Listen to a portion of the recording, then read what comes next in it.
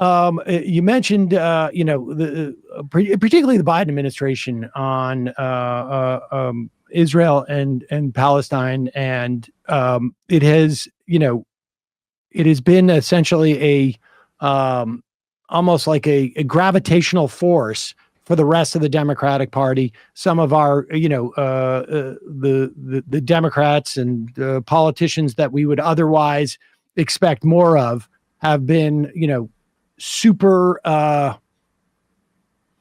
cautious or dancing around not to get out ahead of Joe Biden on this.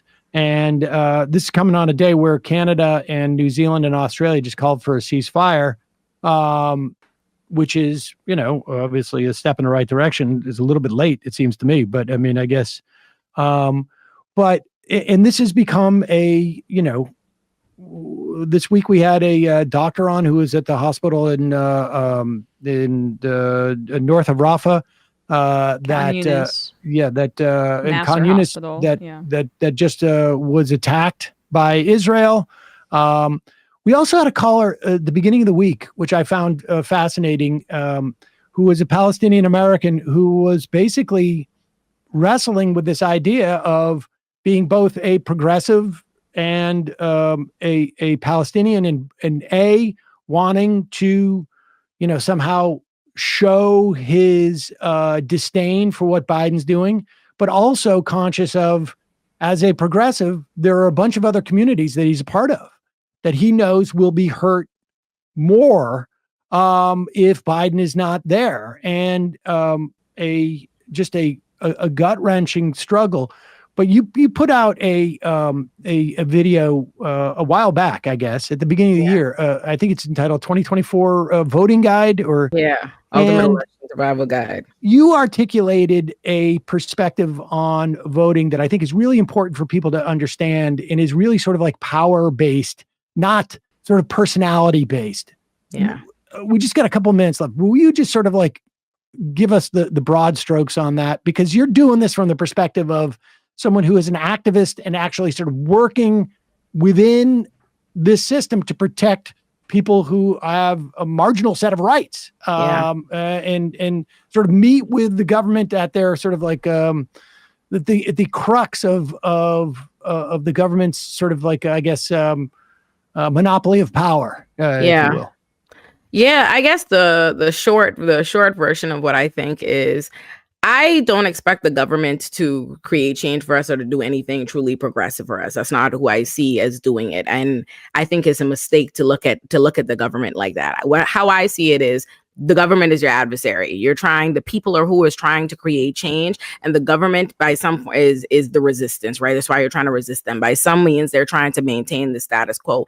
And I want the weakest adversary in power. I want the people that I am best able to get something done with. And just the reality for me is, both an immigrant, but also, as more importantly, as a movement lawyer and an activist and somebody that's helping fight for different progressive policies and to get bail reforms passed and to save it and to do these different things, is it's not that I believe the Democrats are any better or morally courageous or anything like that than the Republicans. That's not what I'm saying. It's not that I'm criticizing anybody having the gripes that they have with the Democrats.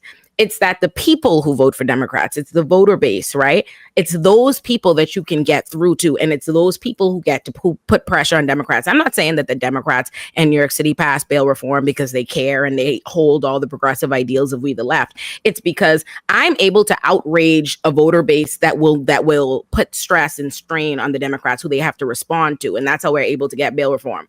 But I cannot agitate the voter base of the Republicans. There's nothing I can do. That is a brick wall. There's no way for me to advocate effectively or get anything done. We, the people, any of the change that we create, because it's us, it's progressives that are, and literally progressive activists and organizers that are writing these laws and supporting these advocacy groups and getting these things up there. You just seen the End Solitary Confinement Act out. The Unlock the Box people do a lot of work on that in California, and they just got their law that they had advocated Cory Bush to support and take to Congress. Those kinds of things don't happen when we have Republicans in office. So that is really my perspective on that. That being said, I'm not going to assail anybody for what they do, what they want to do, and how they feel and the reasons why. Voting, I don't think there's one right take on it or one right approach to it. I think it has everything to do with who you are, what you're trying to do, and what you know about and what you stand to lose and what you stand to gain. I'm going to have a different perspective as somebody who is an immigrant who I barely survived Trump's first term. I quite literally, I got denied for a visa. I was on unpaid leave for 7 months. Like I was almost out of here. Like it was literally a miracle to get the Black Caucus within my union at the time to force a sponsorship of a visa for me that I got literally right before they closed the embassies and stuff. I was out of work it was very rough for me. I'm still an immigrant, still going through USCIS. I'm at the mercy of that. So for me, I'm not even able to file my thing, even though I've been approved for paperwork that I cannot file until the US government says my priority date becomes current. They are moving that in the last 6 months. That date has moved up 1 month. I'm not looking at being able to apply for the next 2 years. So a Trump administration quite literally would bring me to my knees. But so I have to admit that and recognize that's my own life standing. It's hard for me to advocate when people tell me, my audience, feels that outrage and they're like, how could we ever, I'm like, how am I going to advocate for you to do something that I absolutely live a life where I know, it will prevent the work that I do, the laws that we get passed, the advocacy we do, and people like me from even staying in the country.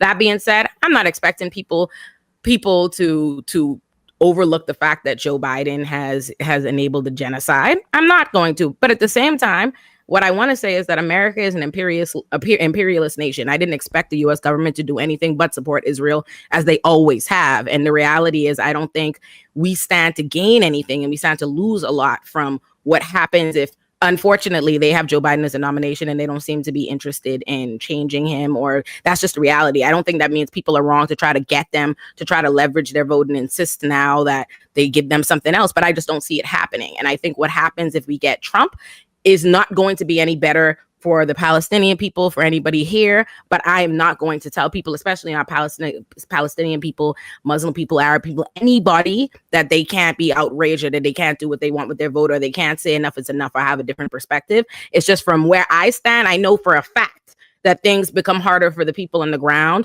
trying to do the progressive advocacy we want to see. And a lot of people that you don't realize who might have a lot to say like me, but don't actually have a say, are impacted. So that's just my personal perspective. But I don't fault anybody who's like, no way, I can't vote for Joe Biden. I'm done with the Democrats. I'm done with the lesser two evils. But to me, it's not a lesser two evils.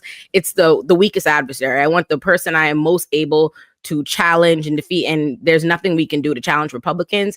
And I'm not sure that a Donald Trump has any interest in continuing the democratic process as we know. I don't have any faith in my mind that, based on what I saw in the first term, what I saw just on the hate crimes, the spike of we're living in a world that was brought about based on the Donald Trump. 2016 has changed this country fundamentally on what we even see as commonplace, what we see in the news, what viewpoints have become the main in the discourse, how far right we've shifted. And the reality is, if Democrats perceive the country as shifting right, that's how they perceive the Donald Trump coming into power and the rise of this kind of right-wing nonsense. So I think Donald Trump winning is not going to shift the Democrats further left. I think it's unfortunately going to shift them further right. And I don't think the Republicans are interested in maintaining democracy or allowing for a free and fair election another time. That's just my thought process.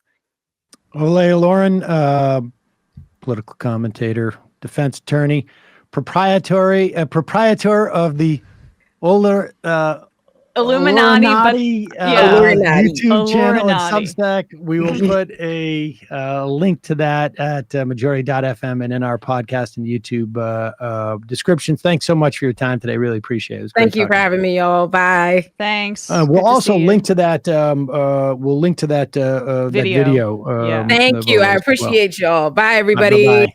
Bye.